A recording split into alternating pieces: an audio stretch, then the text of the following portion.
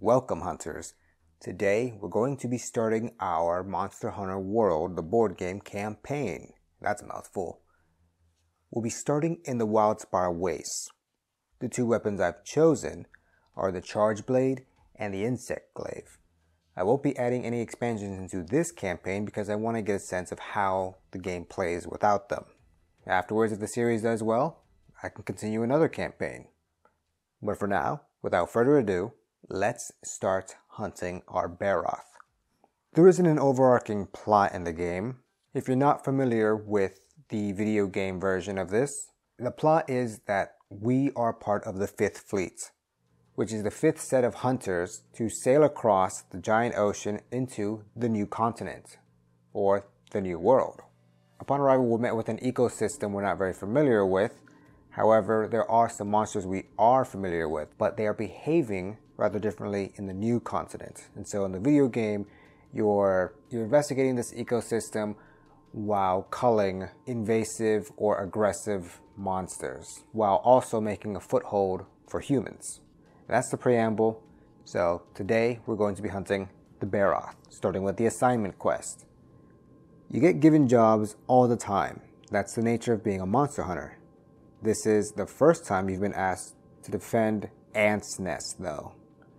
Turns out the ants around here are being used for some important scientific research. New technology could be unlocked through understanding how ants carry so much weight, they say. The issue is Barroth, smashing its way through every nest in the region, eating the insects before they can be studied. So here you are. You've got a target, and you know the fated, marsh-ridden region Barroth inhabits. Get hunting. We only have one option here. That's to discard a time card and gain 1 track token. So we'll just grab a random one. Proceed to entry 17. Creatures get sucked into the marshland around here all the time. One step too deep, the quicksand seizes them. And this is the result. This beast died a few weeks ago. The carcass is picked clean. Only a few strands of mummified flesh cling to the skeleton of the beast, like ragged banners above a slaughtered army. But there's no time to dwell on such things. Your hunt needs to continue. Each hunter gains 1 monster bone medium. I'm going to keep track of this stuff on my campaign sheet, and I'll just put both my hunters on the same sheet. Seeing as we all share resources, it just makes it easier for me. So we can press on or stay en route through the carcass. If we press on, we'll probably get to the monster sooner, and we get to shuffle the Barroth Slayer card into the time deck, which is a good card to have, because it'll let us pick monster rewards from Barroth. And the other option, to stay en route through the carcass, gives us a quality bone and a monster bone small, which is guaranteed new weapons. So I'm going to go for that. We stay en route through the carcass. We discard 1 time card, and each hunter gains a quality bone and a monster bone small. Now both my hunters can craft a new bone weapon, so at the very least, we got some variety. Progress to entry 8. A discarded hunter pack lies open. You wait a while to see if anyone returns, but whoever it belongs to is long gone. There's something glinting beneath the fabric, though. Might be worth investigating. We discard 1 time card, and each hunter gains 1 carbolite ore and 1 malachite ore. So we've already got plenty of resources so far. We can investigate the nearest cloud to the east, or open the pack and root through it. Rooting through the pack discards 2 time cards, so I'm going to not. We're going to investigate the cloud to the east, discard 1 time card, and proceed to entry 23. Hornets, or at least something that looks a lot like hornets and stings a lot like them too. A cloud of foul things surround you, jabbing and swooping as you try to fight them off. We either flee from the hideous swarm or fight them off, but we can only do that if we have a potion, which we do. At the start of this quest, we were given 1 potion just off the bat. So let's do that and not take damage. We fight them off. We discard 1 potion, proceed to entry 22. It's been a bad start. Your arms and face sting from the bites, and you've barely seen anything to hint Barroth hunts these marshes at all. Until now. A collection of the hardy trees growing in the swamp have been torn up and flung apart by something big and heavy. The marks on their trunks look like they were made by Barroth plates. We can pursue the lead, or hunker down and wait. Well, I want to get more track tokens here. because looking at the behaviors that can go in here, the one that gets put in if I don't have enough track tokens, I don't think is as good as the one that gets put in if I have a decent amount. So I'm going to pursue this lead. Discard 1 time card and gain 3 track tokens. So my odds are a lot better. Proceed to entry 29. A smashed ant nest confronts you as you chase Barroth. The colony lies open, its inhabitants either eaten or crushed under huge charging feet. No wonder the researchers want the beast dealt with. It leaves little behind to give you a clue as to its next move. Now it's fed, time to make a choice. Those might be footprints or spend a little more time in the nest. Well, I don't want to waste time, so I'm just going to follow the footprints. Discard a time card, gain a track token. Proceed to entry 7. You curse, not footprints. The mud here is different to that elsewhere in the swamp, and with the light distorting your vision, it was an easy mistake. Still, the mud should still be useful in itself, and you've time to rest now. Discard 1 time card. Each hunter gains 1 fertile mud. That's a special resource, so we'll just write it down here. Then add 1 potion to the pool and progress to entry 21. You wake feeling refreshed. You might not have made much progress in the hunt, but at least you'll be in decent shape when you encounter Barroth. You begin stalking the beast again, exploring deeper into the swamp. Barroths aren't subtle creatures, and it isn't long before you've convinced you're on its trail. You're approaching the beast. If the group has 4 or less striking tokens, gain 1. I don't. So we progress to entry 30. Your instincts are good. Only a few minutes later, you hear the odd trumpeting cry of Barroth, the grunting and smashing as it hurls aside great clumps of sodden earth in search of food. It's nearly upon you. Brace yourself for the fight. Reveal your tokens, check the scout fly level, and begin the hunt. So we got a 1, 2, 3, 0, 4, 5.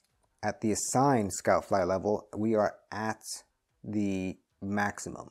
So if you finish a Barroth adventure with equal to or more than the maximum scout fly level, add tail smash to the behavior.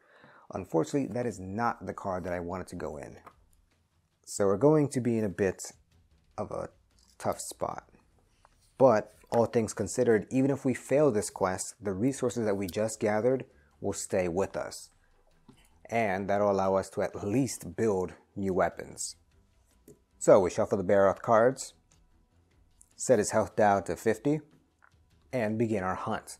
I've placed my insect glaive closer up and the charge blade farther away because the charge blade, as I've looked through the cards, isn't a good dodger. He's better at defending, but I need to set that up prior to. So the insect glaive has a better chance of actually dodging attacks. Now the insect glaive has a threat of 6 and the charge blade has a threat of 5.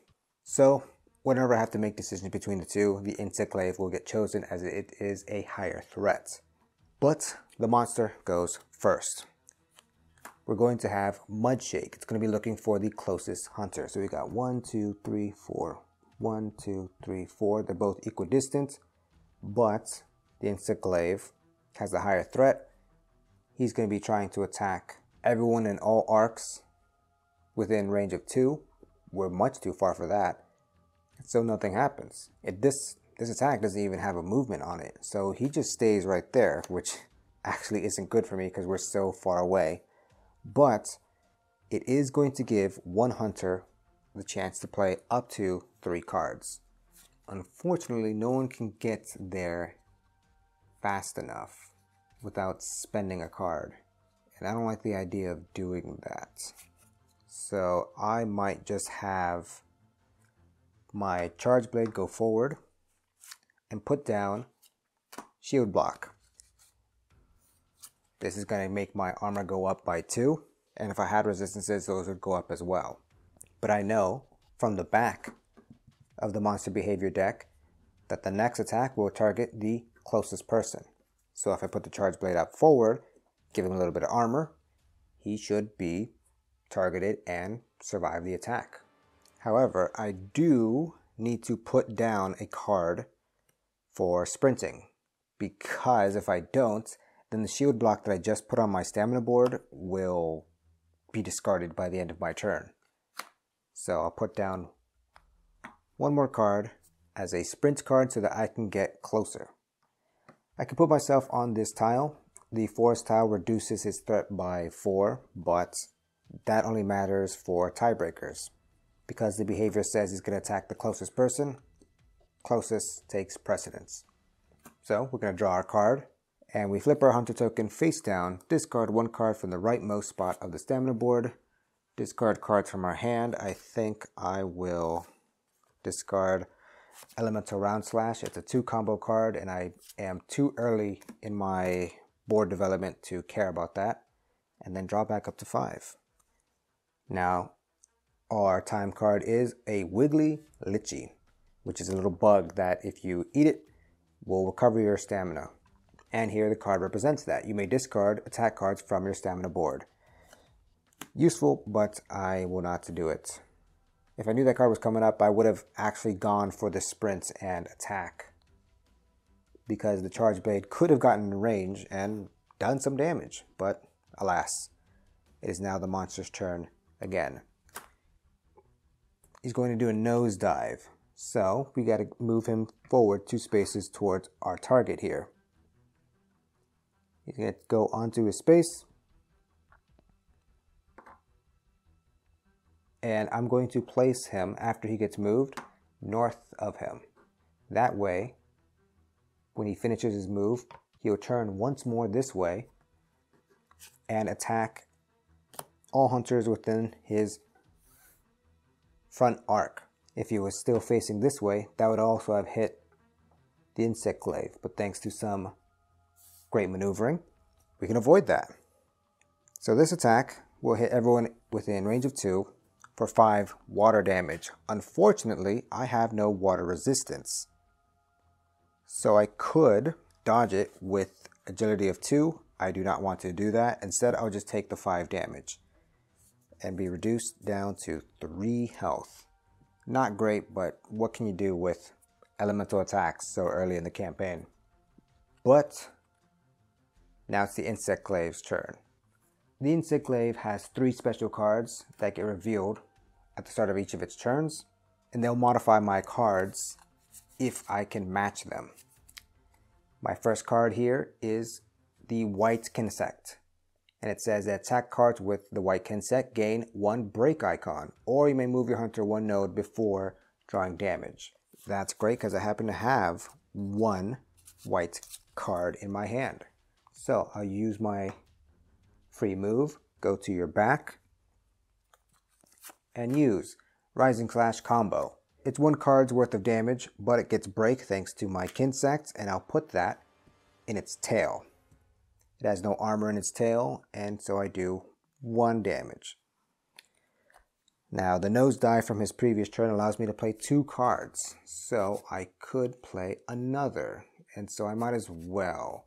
I'll use Wide Sweep. I have some other Kinsect color cards in my hand, but I'm going to save them for when those Kinsects come up.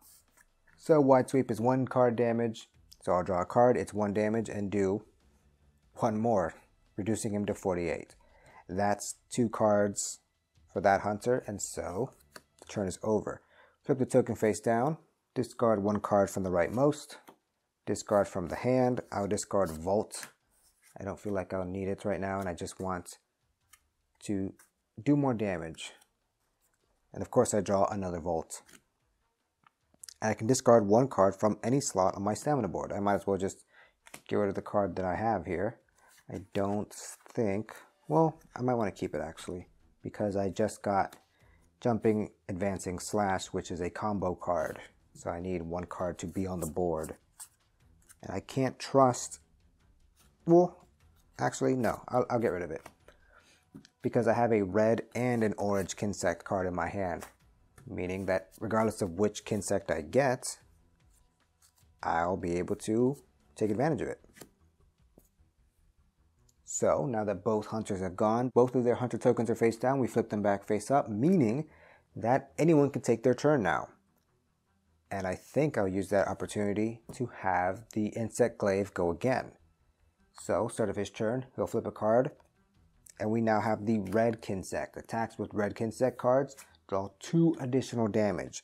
That's great, because I have a red Kinsect card. Thrust. It's 1 card damage, but now it becomes 3 for 1, 2, 3, 4 damage to the tail, reducing you down to 44 health. Now that I have 1 card, I can combo it with Jump Advancing Slash. It's 2 card damage, and thanks to the white Kinsect, we'll add a break token to it, therefore breaking the tail, meaning that we'll get additional resources for defeating the monster because we've broken off this piece. As for the damage, it is 1, it is 2, 3, reducing you down to 41 health. Now, unfortunately, I can't get away necessarily from Barroth here. I'll just move 1 space for free, like this, just in case. I don't want him to move so far away that the Charge Blade can't get into range, but also the next attack, according to the behavior, will target the farthest hunter, which will always be the Insect Glaive, because he has the higher threat. He's always going to be chosen between the 2. If they're both adjacent, he's the tiebreaker. If he goes away, he's farther away. So unfortunately, he will be the next target. But I think we will live. So, the time card is Tactical Shift. Flip the token face down, discard from the rightmost. Got it. Discard cards on your hand. I'll discard Vault again and draw up to 5. Then up to 2 hunters may move 1 node each. So if I actually move the Charge Blade up and move our Insect Glaive closer, now the Charge Blade is the farther one away and will be the target of this next attack. That attack being Steamroller. So he's going to go forward, he's going to go forward again.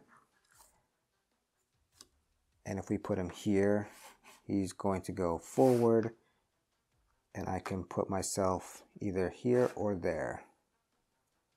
If I'm here, that was 1, that's 2, that's 3, that's 4. Yeah, we'll be here. As opposed to if I was here, then he would go there and attack me. It'd be a bad time. We stole that grass from somewhere. Actually, forget where that grass token goes. It goes here. Yes. Alright. So this way, our Insect Glaive does not get hit by this attack. But it is a nasty one at that. And actually, this might kill our Charge Blade. I did not think that went through, unfortunately. It's going to do 9 damage with a dodge value of 2. Even with the damage reduction, my armor only in total reduces that by 3, which means I would still take 6 damage and be 3 over dead. So I actually have to dodge this. That was a big tactical error on my part. I am not thinking right. So I'll get rid of 1, 2 cards because I don't have a 2 agility on any of the cards in my hand. But in dodging it, I take no damage and don't suffer any other ill effects. So now we have a window of 3 hunter turns with 2 cards each. We have to start with our Charge Blade. And at the start of his turn, his block from earlier goes away. Unfortunately, it was really wasted, but what can you do? I will use Charge Rising Slash. And before I do that, actually, I need to get out of his front arc because his front arc has armor, and I'm not doing any break to it, so I'd rather not reduce my own damage. Charge Rising Slash is a 2 damage card attack for a total of 2 damage. 1, 2, putting us to 39. And now that I have a combo in there, I'm allowed to play Shield Thrust, which has a requirement of 1.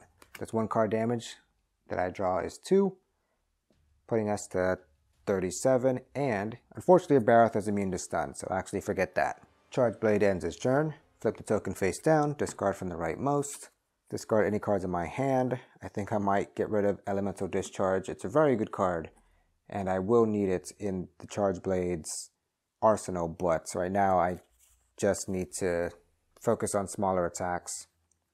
Draw all the way back up to 5, and then roll a dice. On a 1 to 3, place 1 paralyzing token on his physiology card, which paralyzes him. When a monster is paralyzed, his next behavior card will have a movement value of 0. So it's not bad. Both tokens are face down, so we flip them back up, and I think I'll have the Insect Glaive go. His turn starts. We get the orange Kinsect, which says at the start of your turn, before you draw a time card, the rightmost attack card on your stamina board. If the rightmost attack card on your stamina board has an orange Kinsect icon, you may discard the 2 rightmost attack cards from your stamina board. That's a mouthful of stuff. But what that means is I can do I can either try and do big damage with my red Kinsect, or I can clear my board with my orange one. I think for now I'll do big damage.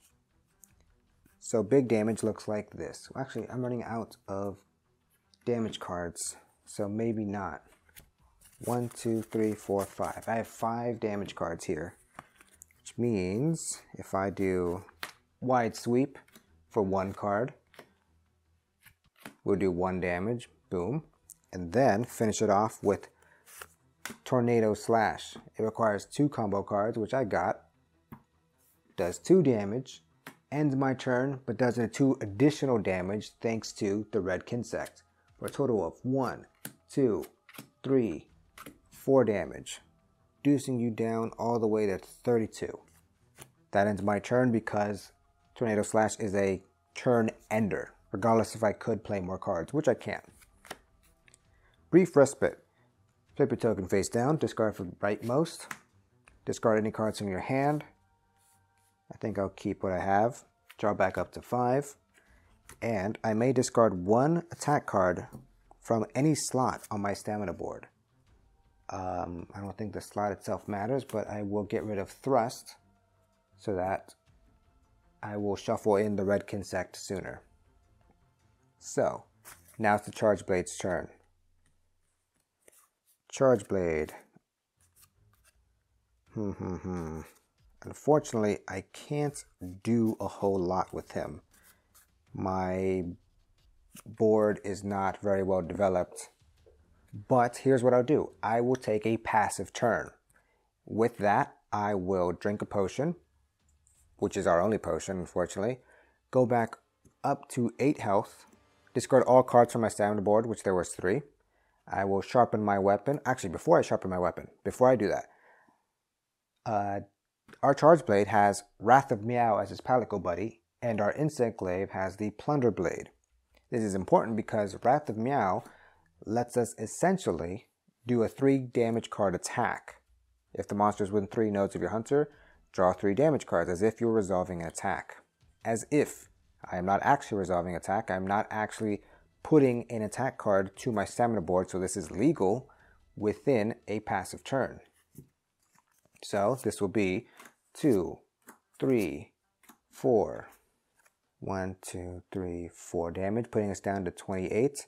And then I can sharpen my blade, reshuffling my damage deck. Essentially making myself brand new. So I end my turn. Tactical Shift. Flip your token face down. Face down. Discard card from the rightmost. There are none. Discard cards from my hand. I have a full hand. And I'll keep it, I think. Actually, no, I won't. I'll get rid of Elemental Round Slash. It's a 2 combo card. I don't have that. Amped Electrical Discharge as a 3 combo card. Get rid of that. I'll get rid of Weak Slash. It doesn't have a white file at the top, and I want those for my special ability as my weapon. So I'll draw 3 cards. Discarding through your cards is a totally valid strategy if you want to get to some better cards. Then, up to 2 hunters may move up to 1 node each. And I think I will stay where I am. Actually, I will move one node, right? So if we go 1, 1, maybe we'll get out of Barroth's range because he's paralyzed. So with that, we take his card, Thrash Right. He's going to get everyone in the front arc, but only one node away, meaning that our hunters are actually in the clear. He can't move, but he is trying to target our insect glaive. So he can be facing this way or that way. At least this way it'll give us the option to get in his front and side arcs. Unfortunately, only one hunter will be able to do something. And if I choose my insect glaive, all of his kinsects go back to 0. And it'll be a gamble whether or not I get a good one again. But if we have our Charge Blade go, we can develop his board, which I'm okay with. So, Charge Blade. Oh, actually, in fact, the insect glaive needs to sharpen his weapon. He's completely out of cards. So yeah, for now, we'll have Charge Blade go in, do 1 card damage for 1. Wank, 27. Then we'll have him do Return Smoke for 1. 1 more damage. 26. That's all he can really do, so his turn just ends. Threat Shift. Flip your token face down. Congrats. Discard from the rightmost. Discard cards in your hand. I will keep what I have and draw back up to 5. All players pass their token to the player to the left. The facing of the token each player now has should match the previous token. So we're just passing the token numbers, not the conditions. Meaning that now our Charge Blade is a threat of 6 and our Insect Glaive is a threat of 5. But the next behavior targets the farthest hunter away, which will be our Insect Glaive, making him go, say, 1, or no, yeah, 1. I'll put him this way because this is the shoulder barge, meaning he's going to attack everyone in his front, left, and right arcs. And he moves an additional 1. We'll put him there. And he turns to face us, even still. This requires him to dodge at agility 3, which is a bit too rich for my blood. I think I'm just going to have to take that attack. It does 7 damage, which I reduced by 1, meaning it does 6 damage, and I have 2 health left. Still alive. And now 2 hunters are going to play 1 card each. That's not great. And our Insect Glaive has to go. Unfortunately, he has no damage cards, so he has to take a passive turn and he will sharpen his blade. While he does that, the Kinsect cards reshuffle and all go back face down. And I put them in a row so that I reveal them from left to right at the start of each of my turns. Our first Kinsect is a red Kinsect. Cool, but I can't make use of it. Instead, I have to shuffle my card. And I'll move 1 over for kicks and giggles and end my turn there. So we draw our time card, keep hunting. Flip the token face down. Discard 1 from the rightmost. My board is now clear. Discard any cards from my hand. I think I might, because I'm looking for high agility cards and none of my cards are that, except for 1, and I don't want to use it to dodge. I have a bunch of orange Kinsect cards in my hand, so I'll just get rid of all of them. That's 4, and I'll draw back up to 5. Now we reset our tokens, and who wants to go next? I think I will go with the Charge Blade, because now, oh no, I can't make use of his combos. With only 1 card allowed to play, that's actually not great. So we'll have the Insect Glaive go and reveal a white Kinsect, which is great, because now I'll go in for free, use Rising Slash combo, which is a 1 damage card. For 1 damage, boom, but it now gets break. So we'll put that on your side armor. And then we'll end the turn there. Drawing our card, we got Rampage. Flip the token face down. Discard card from the rightmost. Discard cards from your hand. I will keep what I have. Draw back up. During the monster's next turn, its behavior card gets 0 hunter turns, meaning that he gets 2 attacks in a row. He's going to then thrash left. So we have him look at our hunter. That's 1. I want to avoid the ponds because if Barroth goes into a pond, he will heal break tokens, and I just don't want that right now. So that's 1. This will be 2. And if I put him here, he will go 3. And I have to go off to the side. And then he looks at me again. Yes, I think that's the move. He'll do 6 damage. But I can dodge that by putting down a vault and a wide sweep. I can take that hit for now.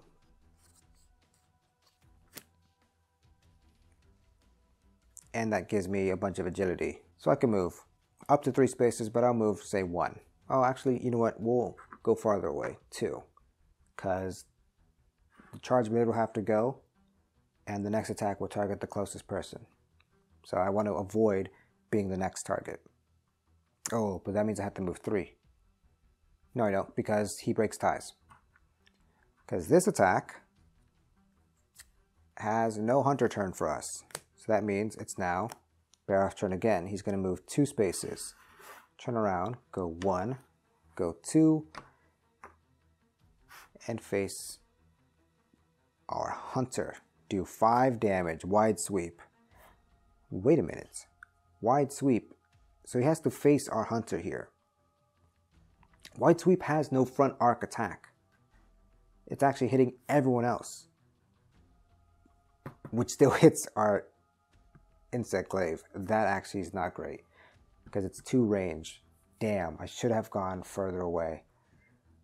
I think that actually kills him. Unless I dodge 3, I can't. So he'll just take the hit and he dies. Well, he doesn't die, he faints. And when he faints, unfortunately, we have to discard 2 time cards. And then I reset him back to full health. I clear his board, but otherwise everything else stays the same.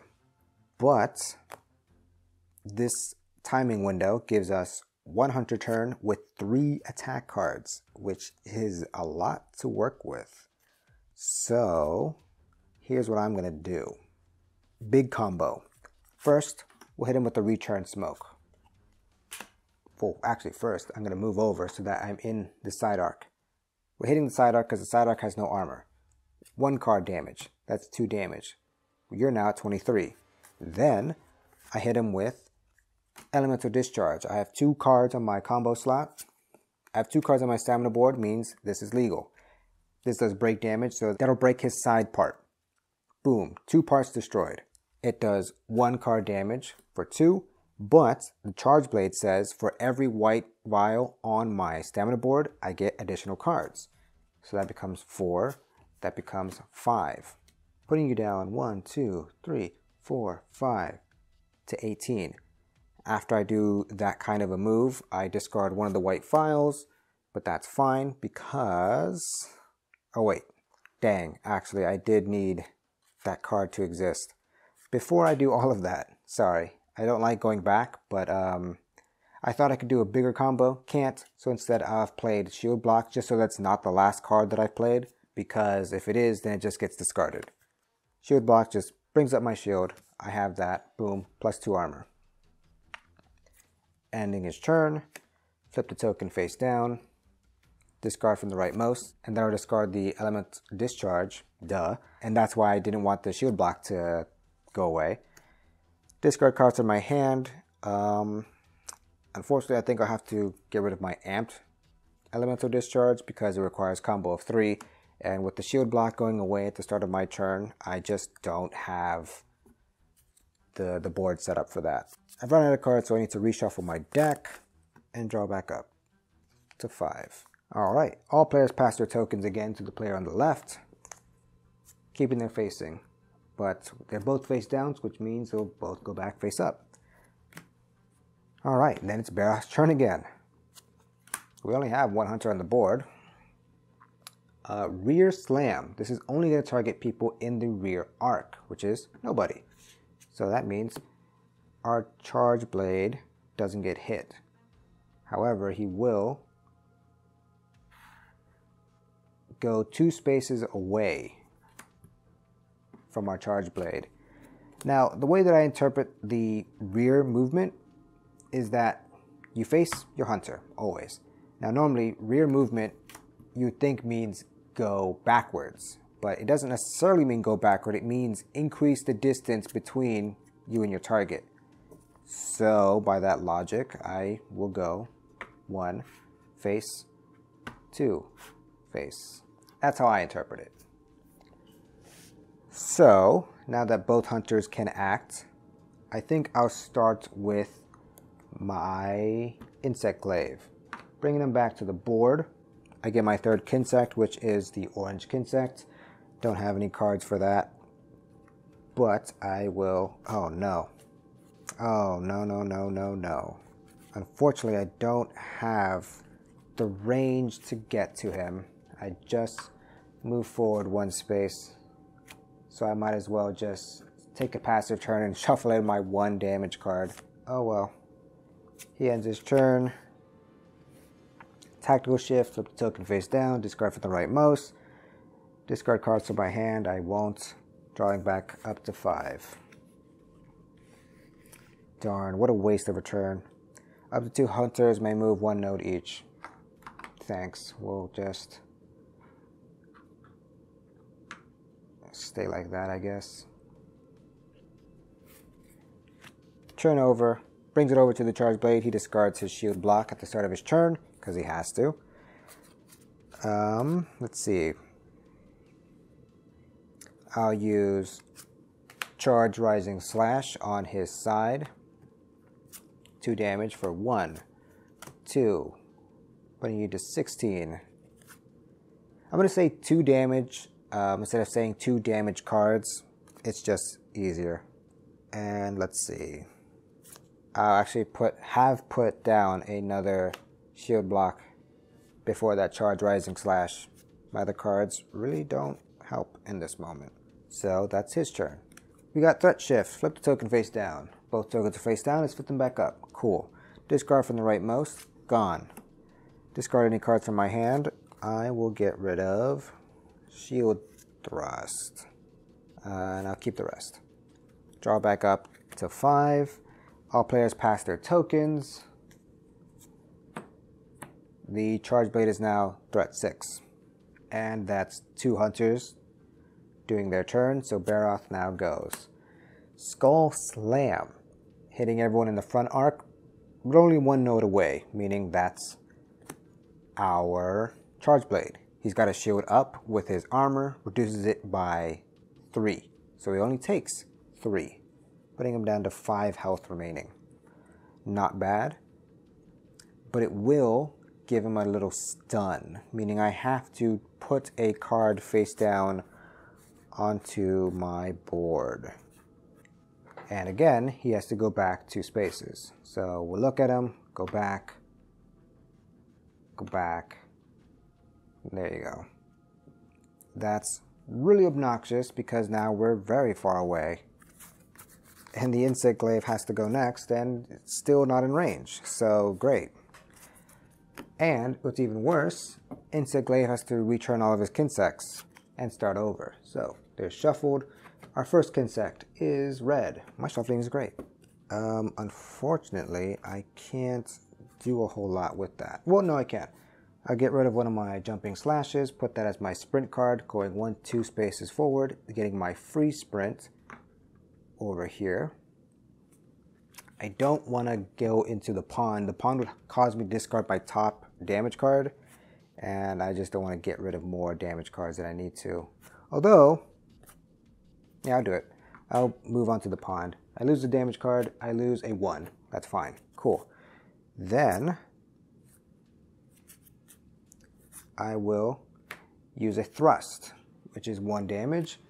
Thanks to my Kinsect, I get 2 more, for a total of 2, 3, 4 onto the side, which has no armor, putting you down to 12 health remaining.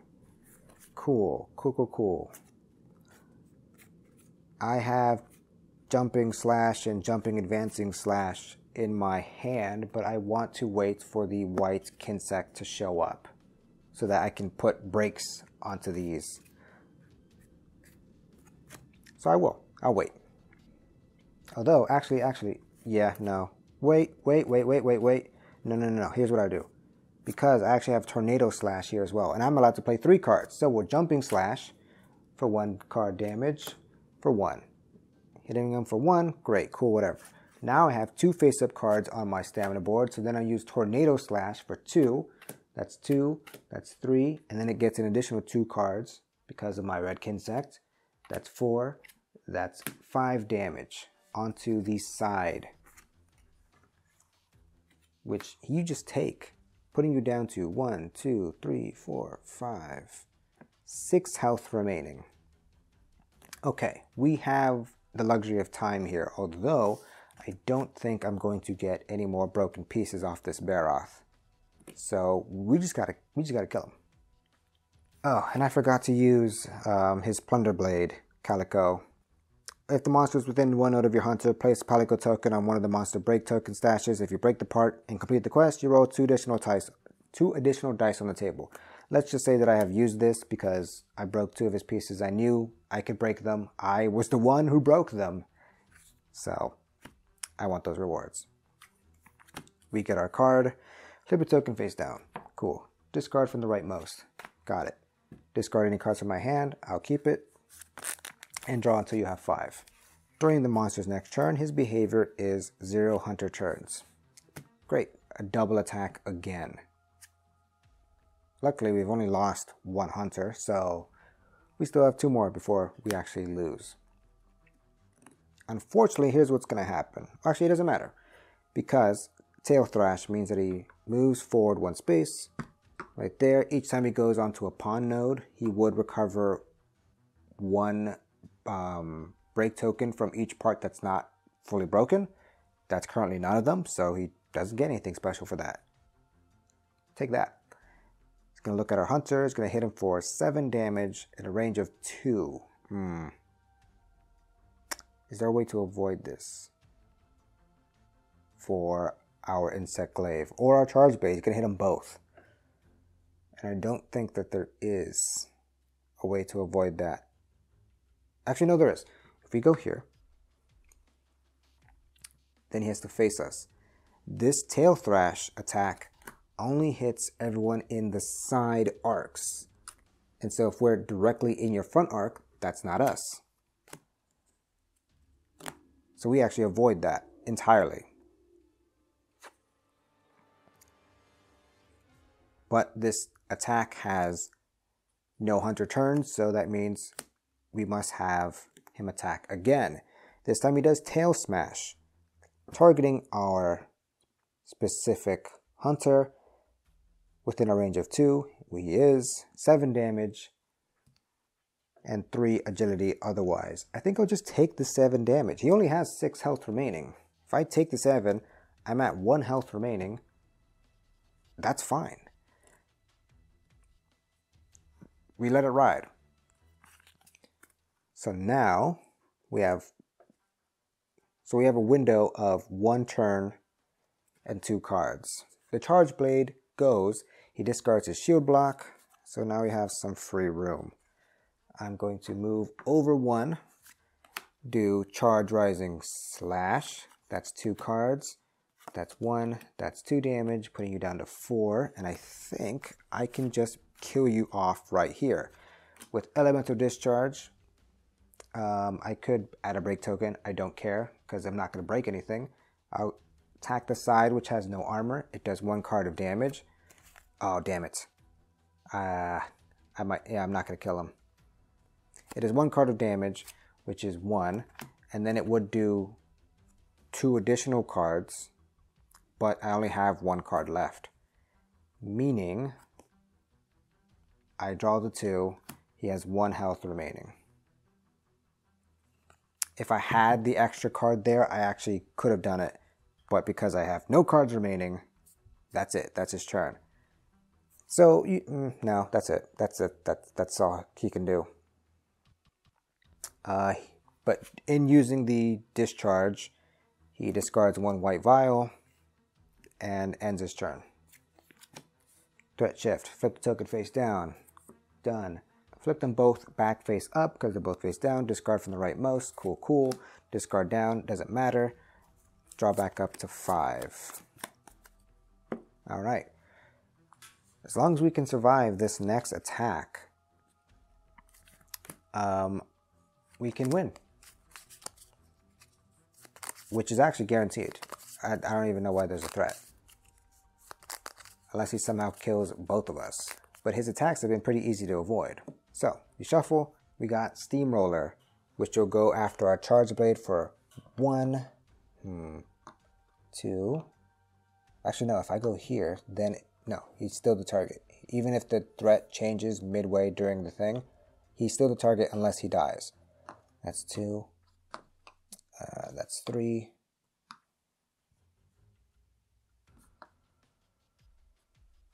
And that's 4. Which would do range 1,